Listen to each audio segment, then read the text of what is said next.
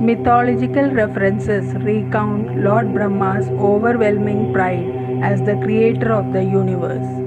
Lord Brahma felt that he was more prevailing than Lord Shiva since he had the supremacy of creation. This sense of pride provoked Lord Shiva, who destroyed Lord Brahma's fifth head and also cursed him that he would lose his power of creation. After losing his fifth head and all his powers, Lord Brahma realized his mistake since his privileged duty of creation was affected and so worshipped Lord Shiva at various places.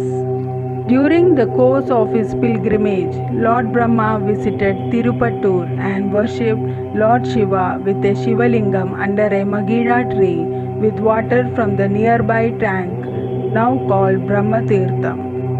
Brahma got the creation rights from Lord Shiva. With a view to give Brahma equal status, Lord Shiva gave him 5 heads as he had. Brahma became proud of this position. Shiva took off 1 head. Brahma also lost his creation job. Brahma sought relief and apologized for his folly.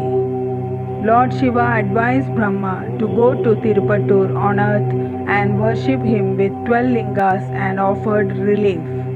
As Lord Shiva changed Brahma's own bad destiny, he was advised to so in the case of devotees. As Brahma worshipped Shiva here, the Lord is named Brahmapureshwarar. Mother Goddess is named Brahmanayagi or Brahma Sampad Gauri. There is a separate shrine for Lord Brahma. The idol of Lord Brahma is in meditative pose sitting in Padmasana on a lotus. The temple complex also has the Jiva Samadhi of Yogi Patanjali, the author of Yoga Sutras.